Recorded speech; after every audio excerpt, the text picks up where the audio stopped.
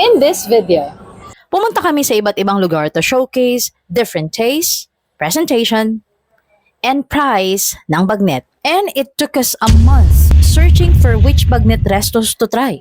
And that is why we're sharing this to you for your future reference. So let's get started. Our first bagnet resto is located at 40A Lalaine Street, BF Resort Drive, Las Piñas City. Mga kanosi, we are here at RGA Bagnet dito sa BF Resort Las Piñas.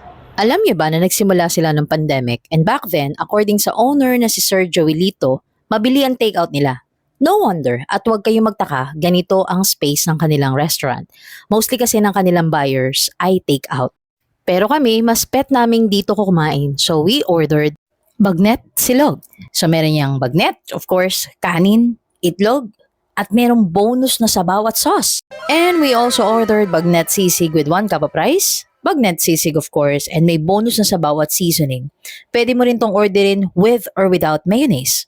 So eto na yung order ko. And this only costs 100 pesos. May sauce, may itlog, at maraming bagnet. May sabaw. So let's eat. Iyan. Sulalapsa tayo ng sabaw. Ito yung masarap. Ah! Huwag mo ko tamaan. Gulo mo ah. Lasa-lasa yung paminta. Sarap. Let's eat the bagnet.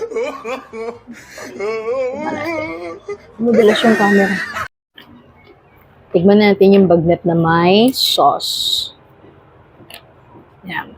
Ayan. Saan?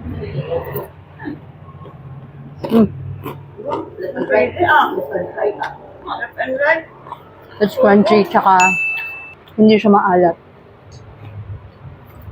Ang sarap. Aba, isabaw mo yung sauce sa kanin.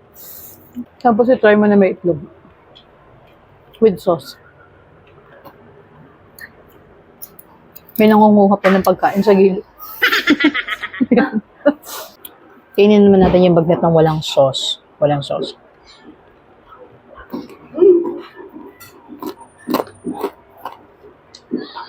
Buti nakaslice na yung bagnet kasi hindi ako mahihirapang gumamit ng utensils.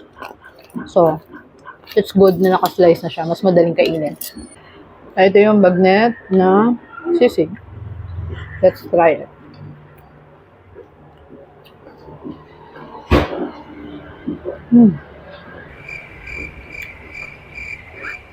Siguro mas masarap siya kung mayroong mayo. Kaya lang yung kinain ko kasi walang mayo.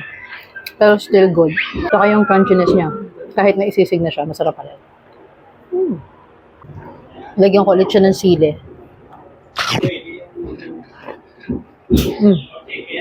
Hop. At kung mapapansin niyo yung driver na yan, at yung isa pang papasok, don't worry, sila lang naman yung bibili ng takeout. So ayun mga kanosi, tapos na natin makain yung kanilang bagnet. And so far so good kasi itong in-order ko 100 pesos lang. Meron na siyang kasamang itlog. Tapos yung sisig 100 pesos din, may egg din. And just like what I have mentioned kanina, maganda kasi na hiniwa nila yung bagnet into bite size. So hindi ako nahirapang kainin. And malutong siya, masarap, at hindi maalat. At sabi rin ni Sir Joelito sa amin na ang sikreto ng kanilang negosyo ay maayos ang pagluluto, mura, masarap, kaya pabalik-balikan. Woo! Let's go to our next location, and this time pupunta naman tayo sa Kawit, Cavite. Dito rin matatagpuan ang J&J Bagnets na nasa kahabaan ng Covelandia, Kawit, Cavite at nasa loob ng Sea Oil Gas Station. This has been existing for 6 years at ito ang itsura nila noon. But ito na ang itsura nila ngayon. Ang laki na, no? And they have this function room that can accommodate different celebrations and large crowd. At pagdating naman sa kanilang menu, marami kayong pagpipilian from rice meal, iba't ibang luto ng bagnet, meron ding iba't ibang Filipino food, at meron ding a la carte na bagnet kung saan pwede kayong mag-uwi ng frozen at sa bahay nyo lutuin. Pero kami, dito kami kakain dahil mas masayang mag-dine-in. At ang o-orderin namin ay Kalye Crisologo. And in a few moments, dumating na siya. Ayan! So tara, let's eat! So ito na yung Kalye Crisologo natin mga kanosi. Tingnan mo. Ayan. Masarap siyang kapartner ng authentic bagoong na galing pang Ilocos. Ayan. Yan. Tapos lagyan ko ng sili kasi mahilig ako kumain. And this is Kalye Crisologo. Merong bagnet, may kanin, may egg, at may bonus na soup, sausawan at side dish. Tikman natin. Wala munang bagoong.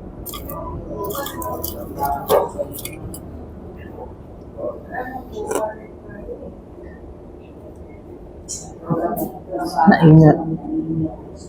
Masarap. Hindi maalat. Malabong. Masarap. Tignan natin ng konting rice. Masarap.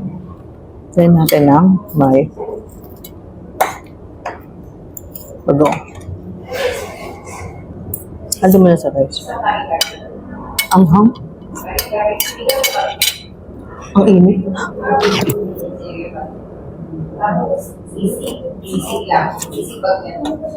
The best. Kaya siya masasabi na authentic bagnet Ilocos kasi dahil dito, nababago niya kasi yung lasa. Tsaka hindi siya mukhang lechon kawali. Try naman natin, may itlog. Ito yun. Ang lutong, di ba? May itlog.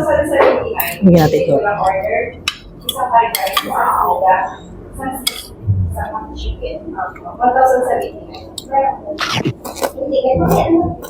Pero dito kayo na. Mga ilang minutes para Ang sarap. Itong yun. pwede na pa kayo. Bigyan natin ng... Actually, pwede din kayo umorder na merong may sibuyas. Ito. Ang sarap din siya dito sa may sauce nila. Yan. Ang sarap. Sobra. Mga 1 PM kayo. Isa pa. Bigyan natin ng marami nito. At itlog.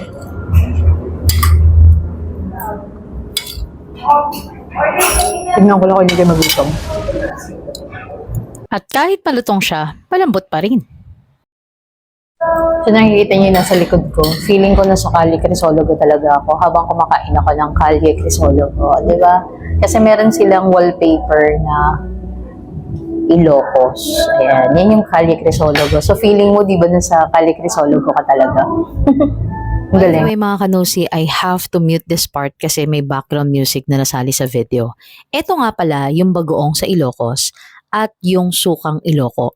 Pag pinagsama, ayan siya. Sarap na ka-partner sa pagkain. So ayan na mga kanosi, naubos na natin yung ating bagnet. And this dish costs 149 pesos lang. Nakita niyo naman, ubos, di ba? Nakikita niyo naman, isa na lang yung natitira. So pang mamaya ko yan kasi hinihintay ko na lang yung root beer float ko together with this. Yan. Pang finale ba? So dumating na yung root beer float natin mga kanosi. So tikman na natin ha. Ang sarap. Tamang-tama siya kapag kumain ka ng Kalye Crisologo. Parang yung ice cream niya, Carmen's Best. Kasi aside sa root beer float at other drinks, nag-offer din sila ng Carmen's Best ice cream. And yes, ang sarap ng ice cream. Kaya makatarungan yung 100 pesos sa root beer float. It was a satisfying lunch. And the total of our bill for 2 persons is 398 pesos. At isa talaga sa mga gusto namin dito, hindi lang ang pagkain, kundi yung warm and welcoming greeting, pati na rin ang magandang pag-aasikaso nila sa kanilang mga customers. Comfortable din ang kanilang pwesto at hindi ka mamumroblema sa parking space kasi malaki ang parking space nila. And one of the reasons why binabalik-balikan ito, it's because the way they handle their customers, syempre masarap ang food, and they serve it with a smile. Let's go to our next stop. And last but not the least, ang next na pupuntahan naman natin ay the Peninsula Manila, located in Makati City. Isa ito sa mga in-order namin from our previous video. At iba rin ang bagnet nila rito dahil merong bagnet of course, may 1 cup of garlic rice at may suka na halos isang shot glass. Kumusta yung bagnet nila? Hindi ko pa natitikman. Nag-uum lang. Yung garlic rice pa lang yung kain. So, tikman natin yung bagnet. Natawa ko. Garlic rice pa lang yung pinakain. Ang taray ng sauce. Ay, ang taray ng suka. Isang baso. Kaming shot glass. Sosyal ng presentasyon ng bagnet dito kasi nakahiga siya sa giniling, salted egg, kamatis, sibuyas, at nakikita niyo naman, may dahon siya ng saging. Kamustahin naman natin yung lasa. Juicy yung laman at malutong yung balat. At mas masarap siya kapag sinasawsaw ko siya doon sa isang basong suka. Sawsaw natin siya sa suka na isang baso. Presentation, the service, and lugar are truly amazing. And if you want to find out ang presyo, panoorin mo yung last video namin dahil ni-reveal namin doon how much ang presyo nito. As you have noticed mga kanosi, pare-parehas sa bagnet pero nagkakatalo sa presyo depending on the presentation and location. These are some of the factors na consider when building a business. And remember mga kanosi, be nosy responsibly.